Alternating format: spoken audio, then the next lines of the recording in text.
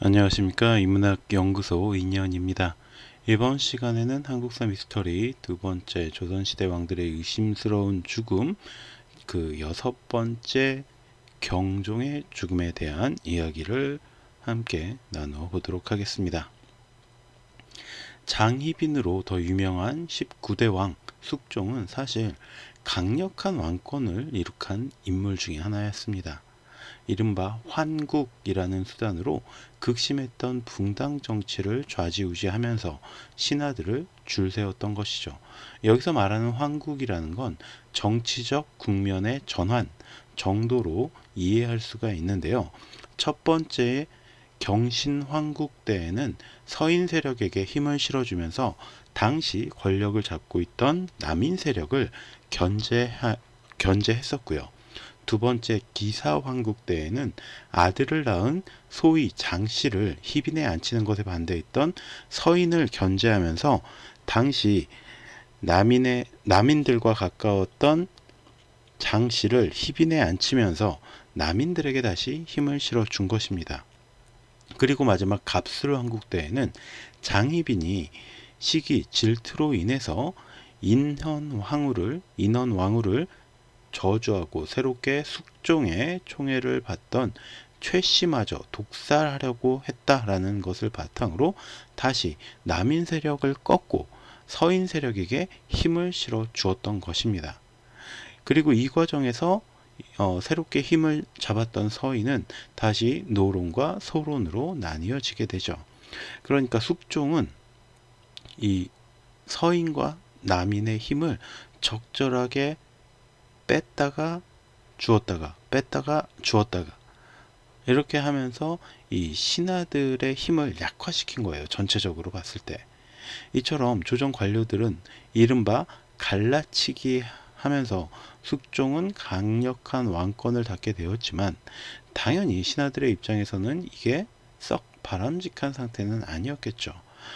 그러던 중에 마침내 숙종이 떠나고 장희빈의 아들 경종이 왕위에 오르자 노론은 사약을 받고 죽은 장희빈의 아들이 왕이 되었음을 인정하려 하지 않았고 오히려 숙빈 최씨에게서 낳은 연인궁 훗날의 영조를 왕위에 세우려고 하죠. 물론 소론은 경종을 왕으로 인정하면서 노론이 경종을 살해하려고 한다고 고발을 하게 됩니다. 자, 세자윤 훗날의 경종이 되는 인물이고 SBS 드라마 대박에서 가져온 사진입니다. 노론이 경종에게 자객을 보냈을 뿐만 아니라 궁녀를 시켜서 수라상에 독을 넣었고 숙종의 유서를 위조해서 경종을 폐하려 하였다라고 고발을 한 거죠. 결국 경종은 크게 노하여 노론 세력을 쳐내기 시작했지만 자신의 배다른 동생이었던 연인군을 죽이지는 못합니다. 오히려 후사가 없었던 경종은 연인군을 왕세자로 삼기까지 하는데 스스로도 자신보다 연인군을 따르는 세력이 더 많다는 사실을 알고 있었던 것이 아닐까라고 추측이 됩니다. 자, 연인궁 훗날의 영조 SBS 드라마 대박에서 가져온 사진이고요. 어찌되었던 경종은 어려서는 숙종의 총애를 받았으나 어머니 장희빈이 사약을 받고 동생 연인군에게 세력이 몰리는 것을 보고 아버지 숙종의 장례를 치른 뒤에 왕위에 오르게 됩니다. 당연히 심신이 모두 안정적이지 않았으며 어린 시절부터도 건강한 편은 아니었다고 전해지는데 그러다가 경종 4년 7월 20일부터 탈이 나기 시작해서 한 달 동안 앓다가 마침내 죽게 됩니다. 임금이 병환이 있어 편치 않으므로 약방에서 날마다 문안하였다. 경종실록 4년 7월 20일의 기록입니다. 그러니까 이때부터 몸이 안 좋았다라는 거죠. 이렇게 시작된 경종의 병은 약방에서 올린 육군자탕, 반화, 백출, 각 6mg, 진피, 백봉령, 인삼 각 4g, 감초 2g, 대추 2개, 생강 3쪽을 달여서 마시는 것이라고 해요. 그러니까 한약의 일종이죠. 소화불량, 식욕 저하 이런 것들에 좋다고 하는데 자, 이 육군자탕을 먹고 조금 호전되는 듯 싶었어요. 그런데 약방에서 입진하여 다시 약의 처방을 의논하고 육군자탕을 올렸으니 비로소 임금의 환우가 허하고 피곤함을 염려하였다. 경종실록 4년 8월 19일. 그러니까 자, 요 앞에 7월 20일에서 거의 한 달 정도가 지난 거죠. 약방에서 입진하고 여러 의원들이 임금에게 어제 개장을 진허하고 이어서 생감을 진허한 것은 의가에서 매우 꺼려하는 것이라 하여 두시탕 및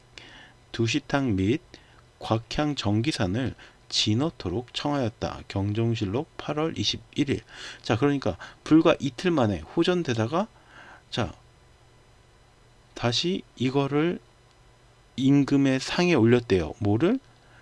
개장, 그리고 이어서 생감을 올렸다는 거죠. 그런데 이게 의가에서, 의원들 사이에서는 매우 꺼려하는 것이다 라고 했다는 거예요. 바로 다음 날인 20일에도 아마 간장과 게장을 간장게장과 생감을 함께 올렸는데 이것을 먹고 더욱 큰 탈이 났을 것으로 예측이 됩니다. 그런데 여기서 문제는 게와 감은 함께 먹으면 탈이 나는 것으로 이미 알려진 음식 궁합이라는 거죠. 자, 감과 간장게장 사진 출처는 두산백과에서 가져온 거고요. 대개의 경우 감과 게를 함께 먹으면 사람에게 복통을 일으키고 설사를 하게 한다. 이 두 가지는 모두 기운이 차갑기 때문이다. 혹자가 게를 먹고 많은 홍시를 먹었는데 밤이 되자 심하게 토하고 이에 토열까지 했으며 정신이 아득하여 인사불성이 되었다. 본초 강목에 적혀 있는 내용이에요. 자, 그런데 이렇게 허약해진 경종에게 의원들은 다시 인삼차를 올렸고요. 이 와중에 내의원이었던 이공륜과 왕세제, 왕세제가 누구예요? 연인군 사이에 설전이 벌어지게 됩니다. 자, 인삼차 사진 출처는 한국음식 200선에서 가져왔습니다. 임금의 환우가 피곤하고 위태함이 더욱 심하고 맥이 낮아져서 힘이 없었다. 사경의 약방에서 입진하여 3달을 올리고 물러나와서는 주원으로 옮겨서 입직하기를 청하였으며 사각에 다시 입진하였다. 임금이 병환이 있은 뒤로 여러 신하들이 성우를 문안하면 임금이 번번이 응수하여 대답을 하였는데 이에 이르러서는 임금의 음성이 점점 미약하여졌다. 점점 상태가 안 좋아졌다는 거죠. 그 전까지는 그래도 대답을 잘 했는데 점점 힘들어졌다는 거예요. 대답하는 것도. 도제조 이광자와 제조 이조가 미음을 진화하기를 권하였으나 모두 응답하지 않았으며 세제가 일어나서 청함에 임금이 비로소 고개를 들므로 미음을 올렸다. 제조 등이 물러나와 여러 의원들과 약을 의논하였는데 이공륜이 공언하기를 3달을 써서는 안 된다. 계지마왕탕 2천만 진화할 것 같으면 설사는 금방 그치게 할 수 있다 하므로 마침내 달을 올려 복용하였다. 유각에 의관이 입진하고 물러나와 말하기를 환우의 증세가 아침에 비교해 더욱 위급합니다. 자, 이 제조라는 거는 어이를 얘기하는데 이 어이가 말했던 이 계지마왕탕 이걸 먹고 나서 상태가 더 위급해졌다는 거죠. 세제, 연인궁이죠. 세제가 울면서 말하기를 인삼과 부자를 급히 쓰도록 하라 하였고 이광자가 3달을 올려 임금이 2번 복용하였다. 이공륜이 이광자에게 이르기를 3달을 많이 쓰지 말라. 내가 처방한 약을 진화하고 다시 3달을 올리게 되면 기를 능히 움직여 돌리지 못할 것이다 하니 세제가 말하기를 사람이란 몹시 자기의 의견을 세울 곳이 있긴 하나 지금이 어떤 때인데 꼭 자기 의견을 세우려고 인삼약재를 쓰지 못하도록 하는가. 자, 그래서 이 이공륜과 연인궁 사이에 서로 이 임금의 병을 고치게 하는 방법에 대해서 약간 논쟁이 벌어진 거예요. 내가 의학의 이치를 알지 못하나 그래도 인삼과 부자가 세제가 또 말하기를 내가 의학의 이치를 알지 못하나 그래도 인삼과 부자가 양기를 능히 회복시키는 것만은 안다 하였다. 어제 쓰던 삼을 바로 멈추었던 것은 생각컨대 반드시 이공륜의 말 때문에 미루었던 것 같다. 이경의 임금의 기식이 다시 미약하므로 이광자가 3달을 올렸으나 임금이 스스로 마시지 못하여 의관이 숟가락으로 떠서 넣었다. 이광자가 종묘와 사직에 기도하기를 청하고 이내 눈물을 흘리면서 말하기를 신이 어리석고 혼미하여 중후에 어두워서 약물을 쓰는 데에도 합당함을 잃은 것이 많았으니 그 죄는 만번 죽어 마땅합니다. 경종실록 4년 8월 24일의 기록입니다. 자, 그리고 바로 이 직후에 경종이 세상을 떠나게 됩니다. 결국 이 적절하지 못했던 처방이 경종의 죽음으로 이어졌다라고 볼 수가 있을 것 같습니다. 이 내용을 기록을 한번 쫙 우리가 읽어보니까 문제는 여기서 세제와 내의관 이공륜 사이의 설전이에요. 본인은 의학적 지식이 일천하여서 뭐라 말할 수는 없지만 연인군이 주장했던 인삼과 부자를 먹은 뒤에 경종이 죽었다라는 점은 분명해 보입니다. 저는 사실 의학적으로 뭐 지식이 뭐가 있겠어요. 의사도 아니고 한의사도 아니기 때문에. 그런데 일단 기록에 따르면 연인군이 끝까지 주장을 했어요. 인삼과 부자를 먹여야 된다. 그리고 그걸 먹었고 경종이 죽었다라는 거죠. 그리고 여기서부터 음모론이 시작되는데 애초에 게장과 감을 진상한 건 역시 연인군과 그를 지원하던 노론의 짓이다라는 소문이 퍼지게 된 거죠. 결국 이로 인해서 연인군 발음이 좀 어려워요. 는 왕자에 앉아서 영조가 되는데 그가 왕위에 있는 내내 경종을 독살한 범인이다라고 지목을 받았다라는 거죠. 그리고 스스로 나는 경종을 독살하지 않았다라는 해명을 해야 되는 상황까지 와요. 당연히 이 영종의 왕권은 굳건할 수가 없었겠죠. 그래서 집권 초기에 노론의 눈치를 볼 수밖에 없었습니다. 왜? 왕을 죽이고 왕이 되었다. 이런 소문의 주인공이 되었으니까요.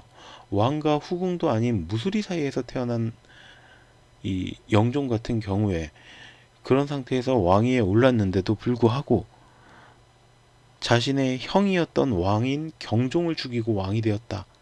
자, 이 소문은 영조에게 있어서는 정말 카운터 펀치 같은 거죠.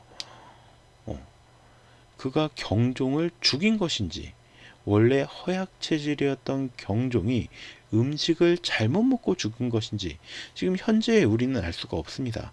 하지만 분명한 것은 이 경종이 약을 짓는 것에 영조가 내의관과 설전을 벌이면서까지 본인이 옳다라고 생각한 약재를 지어서 경종에게 먹였고요. 이로 인해 경종이 죽음에 이르렀다라는 점입니다.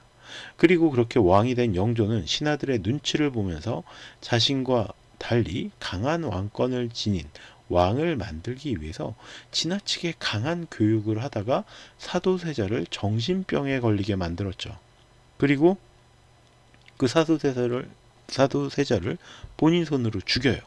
본인이 생각했을 때 사도세자의 정신병과 죽음은 온전히 제가 생각했을 땐 영조의 몫이라고 생각합니다.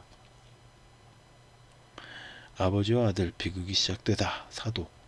영화 사도 2015년 포스터 쇼박스에서 가져온 거고요. 여전히 진실은 알 수가 없고요. 당시 정황에 비추어서 이러지 않았을까라는 추론 정도만 가능한 것이 바로 경조의 죽음이 지닌 미스터리라고 할 수가 있습니다. 경조가 정말로 왜 죽었는지는 모르겠어요. 일단 궁합이 안 맞는 음식을 먹고 원래도 허약하고 안 좋았던 경종이 배탈, 설사 이런 거에 시달리고 토혈까지 했을 수도 있겠죠. 그리고 그 상태에서 내의원이 이야기했던 약이 큰 효과를 거두지 못했고 바로 그때 영조가 자신이 생각했던 인삼 요거를 진상에서 먹였어요. 그리고 나서 경종이 죽었죠. 자, 이게 어떻게 보면 참 불운한 우연과 우연이 겹쳐서 일어난 일이라고 생각할 수도 있고, 또 어떻게 생각하면 이 영조와 그 영조를 따르는 세력들이 계획적으로 경종을 죽인 거다라고 생각할 수도 있을 것 같습니다. 물론 영조 본인은 내가 한 일이 절대 아니다 라고 뭐 신하들 앞에 나가서 해명까지 해야 되기도 하지만 그 죽음 뒤에 묻힌 비밀은 우리에게는 여전히 미스테리로 남아 있을 것이라고 생각됩니다. 자, 이렇게 오늘 이야기 함께 살펴보았고요. 경종의 죽음에 관한 미스터리, 여러분은 어떻게 생각하시는지 궁금합니다. 오늘 제가 여러분께 들려드린 이야기가 여러분의 어떤 흥미, 호기심 이런 것들을 조금이라도 충족시켜 드렸다면 구독과 좋아요도 부탁드리겠습니다. 그럼 저는 다음 시간에 또 다른 이야기로 찾아오도록 할게요. 감사합니다.